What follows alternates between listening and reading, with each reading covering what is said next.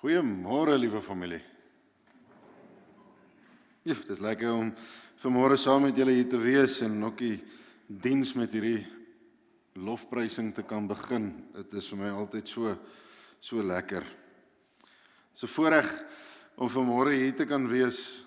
Die wêreld raak 'n bietjie koeler, maar dis nou daai vreemde fase waar die wêreld begin afkoel, maar dis nog nie koud genoeg dat die muskiete en die vliee al weg is nie. So dis nog nie heeltemal waar dit moet wees nie. Hulle kuier nog so nou en dan by 'n mens. Maar dit begin afkoel, dit begin winter raak. Ek het nou in die week het ek so 'n bietjie daar gaan kyk watse baadjies het ek in die kas wat ek sou kon dra. Ek sien nou is daar 'n paar mooies ook. So hopelik is hierdie winter die een waar ek 'n baadjie kan dra.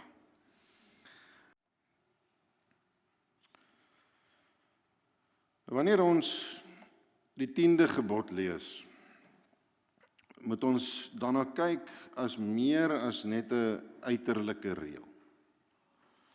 Ons moet verder kyk. Ons moet die lens wat ons gebruik wanneer ons die gebooie lees, wanneer ons die Ou Testament, wanneer ons enigiets in die Bybel lees, kom ons wees maar eerlik, is die lens wat ons moet gebruik, moet die lens van die evangelie wees.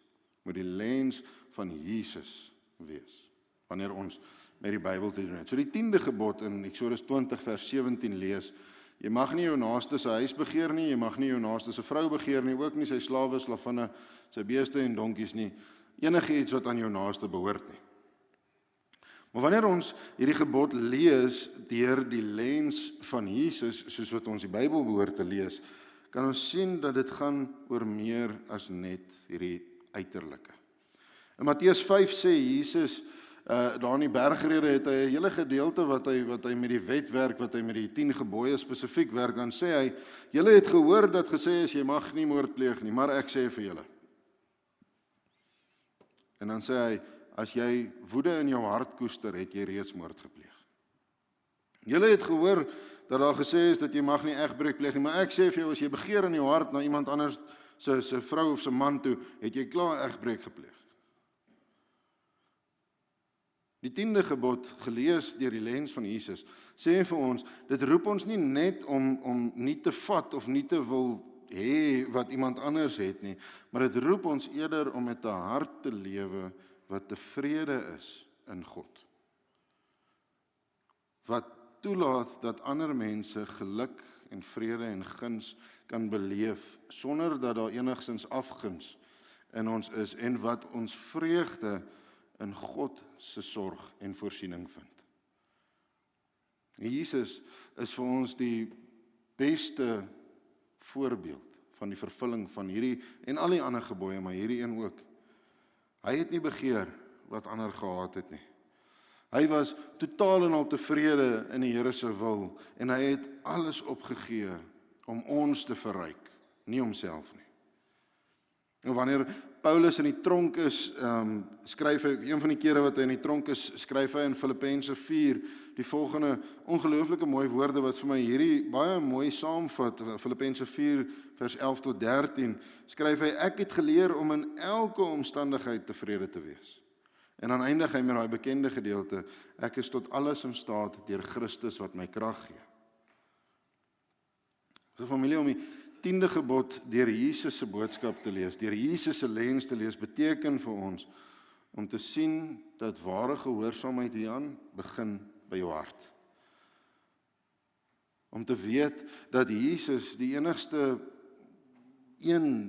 mens, die enigste God is wat ons begeertes kan genees en kan vervul. En in die derde plek om te leef in absolute dankbaarheid, soos Paulus sê, ek het geleer om tevredenheid te vind in alles, in elke oomblik, elke omstandigheid.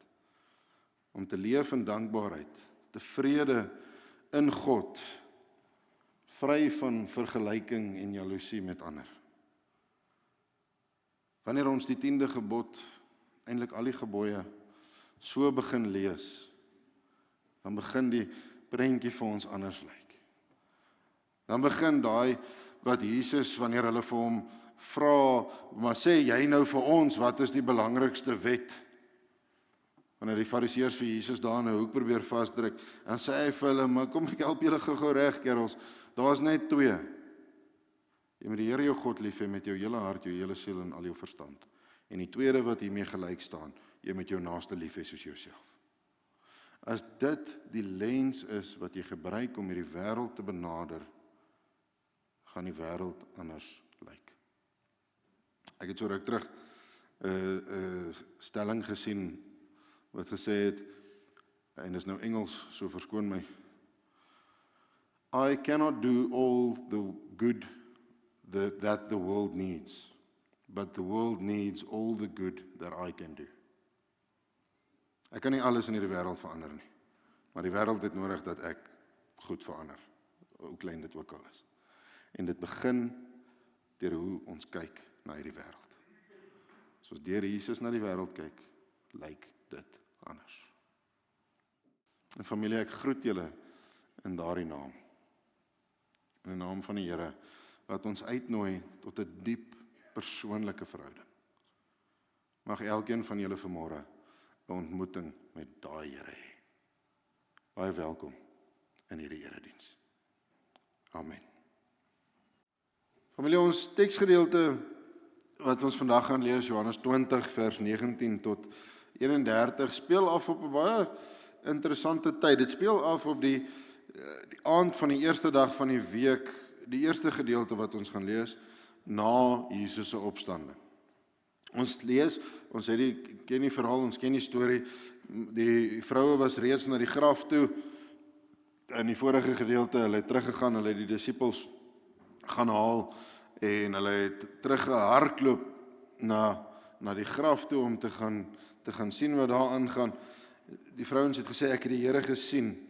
En dan kry ons disippels hier op hierdie aand, op 'n interessante plek, agter 'n toedeur, gesluit, oorweldig deur vrees, oorweldig deur angs.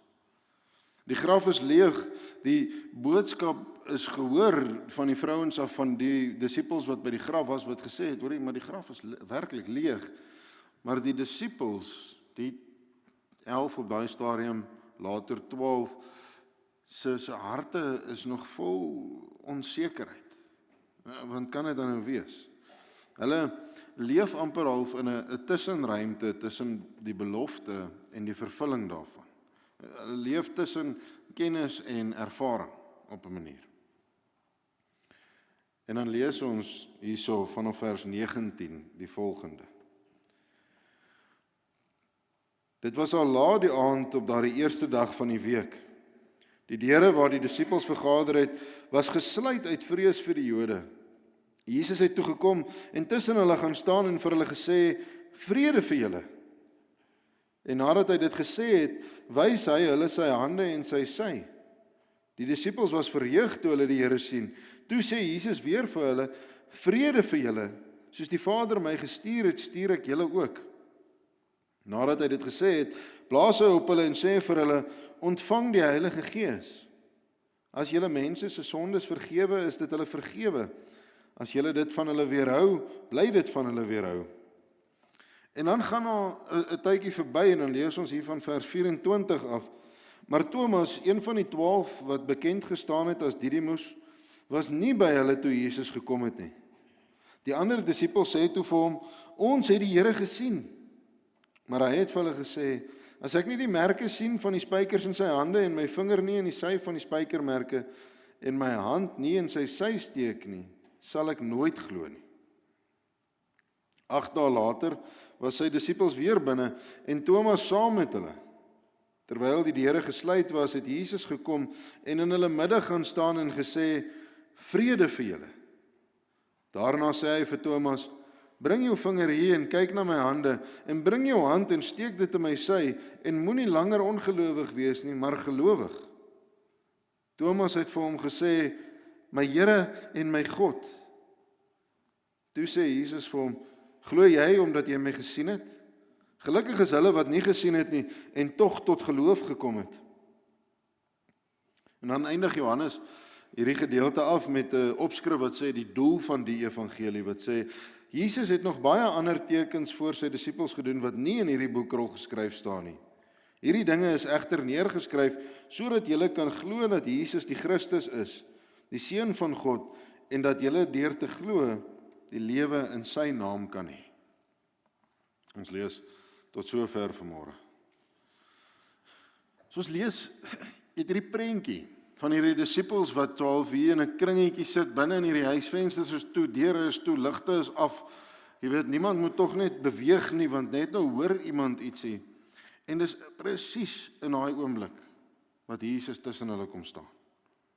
Nie om met hulle te kom raas of om hulle aan te kom val oor hulle ongeloof of hulle swakhede nie, maar om vir hulle vrede te kom gee.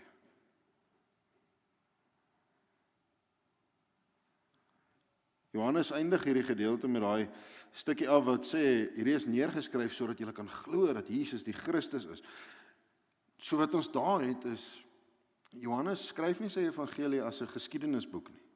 Hy skryf dit eerder as 'n uitnodiging om in Jesus te glo. As 'n oproep tot geloof. Nou ons teksgedeelte wat ons vandag mee te doen het, familie, word basies in 4 gedeeltes opgedeel. En ons gaan na die 4 gedeeltes bietjie kyk vanmôre. En ek het baie spesifiek, julle sal baie aanhalings hoor vanmôre van bekende teoloë en groot kerkleiers. Ek het baie spesifiek gaan kyk na wat hulle te sê gehad het oor hierdie tema. Want ons leef, familie, in 'n wêreld waar vrede meer soos 'n droom as 'n werklikheid voel. Die wêreld is stikkend. Oorloë is oral aan die gang. Families is oral verdeeld oor dinge. Ekonomiese druk groei oral op almal en baie harte in hierdie wêreld dra 'n stuk onrus, 'n stuk woede. Die kerkvader Augustinus van Hippo het eeue gelede al terug gesê, ons hart is onrustig totdat dit rus vind in U. En dan hoor ons vanmôre die stem van Jesus hier in die Bybel, maar ook in ons eie lewens wanneer hy tussen ons kom staan, vrede vir julle. Hy sê dit 3 keer in die teksgedeelte, want hy weet die disippels op daai oomblik waar hulle was in hulle lewens, maar ook ons wat dit vandag lees, se behoeftes, een van ons grootste behoeftes, is nie net beter omstandighede nie, maar vrede. En nie net enige vrede nie, sy vrede, sy teenwoordigheid. Jesus kom staan op 'n manier tussen sy disippels. Hy kom vra nie vir hulle, is jou lewe nou maklik nie? Is alles nou soos wat jy dit wil hê nie? Hy kom vra vir hulle, het julle nou vrede? Want ek het dit dan nou gegee. Ons gedeelte wat ons gelees het, hierdie hele gedeelte wat ons gelees het, begin met die disippels wat agtertoe deure sit, soos ons nou al gesê het. Ek dink 'n mens kan hierdie prentjie insien, die atmosfeer moes aanvoelbaar gewees het met hierdie vrees, met hierdie onsekerheid. Jy weet, ons het vir hoe lank saam met Jesus geloop, om geglo, om gevolg, alles gedoen wat hy vir ons gesê het om te doen. Mense vertel van hom, toe sy dood en nou sy weg. Nou is sy graf leeg. Want ons het verlede week stilgestaan by die leuen wat die priesterhoofde versprei het. Onmiddellik toe hulle gehoor het die graf is leeg, het hulle die tempelwagte betaal om te sê, Jesus se disippels het die lijk of die liggaam kon steel deur die nag. En dis hoekom die graf nou leeg is. 'n Leuen wat geskep is. En ek dink van hierdie disippels moes sekerlik daai leuen geglo het. Dit moes aanvoelbaar gewees het. Nou Dietrich Bonhoeffer, wat een van die grootste kerkleiers teen in die Tweede Wêreldoorlog teen die nasies was, het gesê, vrees sluit die hart toe, maar Christus open dit met sy vrede. En dit is hier, in hierdie vrees, in hierdie onsekerheid, in hierdie oomblikke van angs vir die disippels, wat Jesus baie skielik tussen hulle staan. In daai onsekerheid kom staan hy tussen hulle, nie as 'n gees of as 'n droom of as 'n visioen nie, maar as die lewende Here wat opgestaan het uit die dood. En sy eerste woorde vir hulle is, vrede vir julle. En hy wys vir hulle die wonde, hy wys vir hulle sy hande, hy wys vir hulle sy sy, nie omdat hy bewys probeer lewer dat dit werklik hy is, of omdat hy hulle wil probeer oortuig dat dit regtig hy is nie, maar hy wys vir hulle dat die belofte vervul is, dat in sy wonde die waarborg van hulle vrede lê. Die kruis, kom wys hy vir hulle, die kruis is nie die einde nie, maar die kruis is die begin van ware vrede. Martin Luther, wat almal van ons sy naam waarskynlik ken, die groot ou van die reformatie, wat weggebreek het uit die katolieke kerk het, en geweldige opslag gemaak het, en geweldig vervolg is deur die katolieke kerk vir dit wat hy gedoen het, skryf, al val die hele wêreld rondom my, God is my skuilplek en my sterkte. Jesus kom in hierdie oomblik, familie. Hy bring nie vrede nadat die gevaar verby is nie. Nadat die angs en die onsekerheid en al hierdie emosies verby is nie. Hy bring die vrede in die middel daarvan. Hy bring die vrede deur sy wonde aan onrustige harte in die middel van die onsekerheid, in die middel van die storm. In die tweede gedeelte, ook op die eerste aand herhaal hy sy seën vir hulle. Hy sê dit al die tweede keer, hy sê vrede vir julle. Maar hierdie keer koppel hy hierdie vrede vir julle aan 'n opdrag. Hy sê vrede vir julle, en soos wat die Vader my gestuur het, stuur ek julle ook. Karl Barth, ook 'n groot teoloog, klompie jare terug het gesê, om kerk te wees is om gestuurdes te wees. Altyd op pad, altyd in diens van die evangelie. En Jesus kom gee hierdie opdrag dat hulle op pad moet wees. En hy blaas op hulle en hy sê ontvang die Heilige Gees. En dis 'n nuwe ding wat gebeur hierso, né? Want wat gebeur in Genesis 2 wanneer God vir die mens skep, wanneer hy wanneer hy vir Adam skep aan die begin, dan blaas hy die lewensasem in hom in. En Jesus kom nou en hy blaas oor sy disippels, hy gee vir hulle die nuwe lewe op 'n nuwe manier. Hy sê ontvang die Heilige Gees deur hierdie nuwe belofte, hierdie nuwe ding wat ek vir julle gee. Hierdie nuwe lewe wat julle in my het. En hy sê hierdie vrede wat ek vir julle gegee het, dit is julle plig, dit is julle opdrag, dit is julle taak om dit te gaan uitdra aan 'n gebroke wêreld. C.S. Lewis, weet nie wie van julle hom ken nie, hy het die Narnia boeke geskryf, hy is dalk mees bekend daarvoor, maar hy is 'n geweldige groot teoloog. Skryf in sy boek Meer Christianity, as jy dit wil lees, ongelooflike boek. Skryf, Christendom gaan nie oor 'n bietjie verbeterde gedrag nie, maar oor 'n radikale nuwe begin. En dis wat Jesus hier doen met sy disippels. Hy vat hulle in hierdie oomblik van vrees en hy forceer hulle amper in hierdie nuwe radikale nuwe manier van dink en doen. Familie, die vrede wat Jesus aan die kruis vir ons gebring het, is nie iets wat ons vir onsself kan hou nie. Dit roep die disippels, dit forceer, dit taak die disippels en ook vir ons om vredemakers te wees. Om in hierdie lewe en hierdie wêreld die vrede van die Here te laat kom.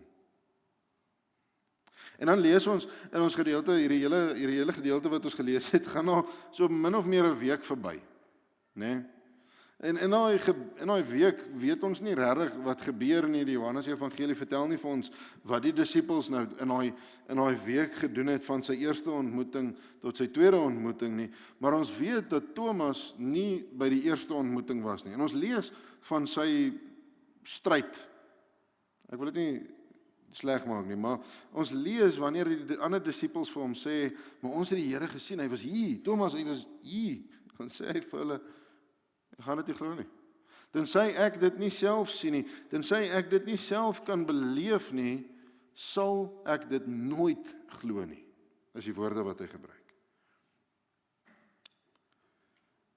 Rowan Williams, ook 'n teoloog, skryf, twyfel is dikwels nie 'n teken van ongeloof nie, maar van 'n geloof wat die waarheid ernstig opneem.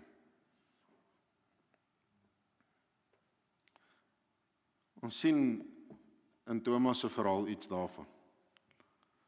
Hy wou sekerheid hê. Hy wou seker maak. Maar ons sien ook in ons verhaal ietsie van Jesus se hart vir mense wat sukkel, vir mense wat worstel met goed. Want Jesus kom nie terug en hy kom verwerp vir Thomas en hy gooi hom een kant toe en sê, maar as jy nie wou glo nie, gaan aan. Hy kom spesiaal terug en hy kom wys vir Thomas dit wat hy wou gehad het. Hy kom wys die wonde vir Thomas om te kom aanraak. En Jesus kom staan nie voor Thomas met veroordeling nie, maar eerder met 'n uitnodiging. Hy kom maak hom nie sleg nie, hy bring nie skaamte oor hom nie, maar hy bring vir hom genade. En dan antwoord Thomas, sekerlik met een van die kragtigste geloofsbelijdenisse van die hele Nuwe Testament, sonder om te doen wat hy gesê het hy moet doen. Ons lees nêrens dat hy wel sy vingers deur die wonde en sy hande in die sy, ons lees dit nie. Ons lees dat toe Jesus voor hom staan, toe hy die ontmoeting met die lewende Here Jesus gehad het, toe roep hy uit, my Here en my God. Thomas se twyfel word na 'n ontmoeting met die lewende Here verander na aanbidding. Familie Johannes eindig hierdie gedeelte met daai amper of daai slotskrif, ek weet nie hoe mense dit noem nie, maar hierdie dinge is geskryf sodat julle kan glo dat Jesus die Christus is, dat hy die Seun van God is en dat julle deur geloof die lewe kan hê in sy naam. Johannes is nie besig hier om net 'n storie te vertel nie. Hy is nie net besig om 'n storie weer te gee nie, maar hy is besig om aan sy lesers en sy hoorders se harte te werk, om geloof in hulle op te wek. Om geloof wat lewe bring, geloof wat vrede bring in hulle wakker te maak. Johannes Calvin, al van hom gehoor, groot kerkvader, skryf, geloof is die oog waarmee ons God se vrede raak sien te midde van 'n wêreld wat blind is daarvoor. Familie, ware vrede soos wat Jesus hier kom gee in hierdie teksgedeelte vir sy disippels en ook vir ons van vandag, is nie die resultaat of die uitvloeisel van die perfekte omstandighede nie, maar dit is die vrug van 'n hart wat in Christus sy rus gevind het. Het jy nou vrede? Hoor ons oor en oor in hierdie teksgedeelte. Nie 'n kitsvrede wat sommer vinnig aan mekaar geslaan word nie. Nie 'n oppervlakkige glimlaggie op die gesig tipe vrede nie, maar 'n diep lewensveranderende vrede van Jesus. 'n Vrede wat agter geslote deure instap. 'n Vrede wat wonde dra en nog steeds oorwin. 'n Vrede wat roep en uitstuur. 'n Vrede wat twyfel ontmoet en geloof aanwakker. 'n Vrede wat deur geloof in die opgestane Here in ons woon. Ek sluit af met een laaste aanhaling vir ons vanmôre. En dis 'n aanhaling van Paus Franciscus wat nou onlangs oorlede is. En ongeag wat jy voel of dink teenoor die Katolieke Kerk en alles wat rondom hulle gaan, hierdie man was 'n baken van liefde in die wêreld wat dit verskriklik nodig gehad het. Gaan lees bietjie op oor hoe hy gelewe het en alles wat nou agtergebly het. Hy het gesê op 'n kol, ware vrede is nie die stilte van die wêreld nie, maar die teenwoordigheid van Christus in jou hart. Familie, hoor weer vandag Jesus se stem. Vrede vir julle.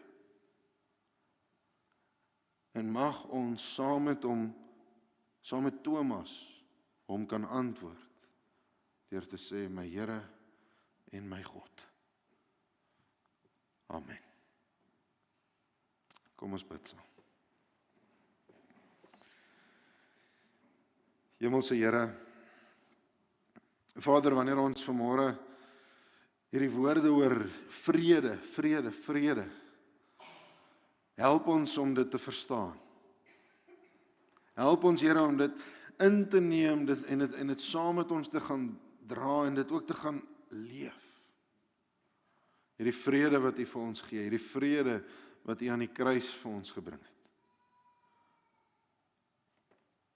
Mag ons as 'n gemeente bekend wees as die vredemakers. Here, mag ons, daar waar ons ook soms, soos Thomas vra het, ook worstel, mag U ons kom ontmoet daar.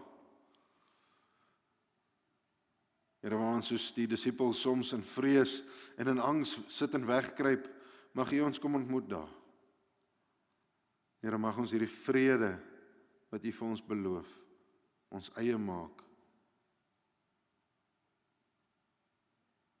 Here, dankie vir dit wat U vir ons gedoen het, die verlossing wat U vir ons gebring het en die lig wat U vir ons laat skyn.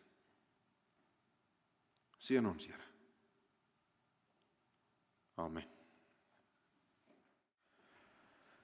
Mag die genade, die vrede, die liefde van die Here 'n werklikheid in jou wees. Mag dit ook deur jou gaan. Mag die Here se lig op jou pad skyn.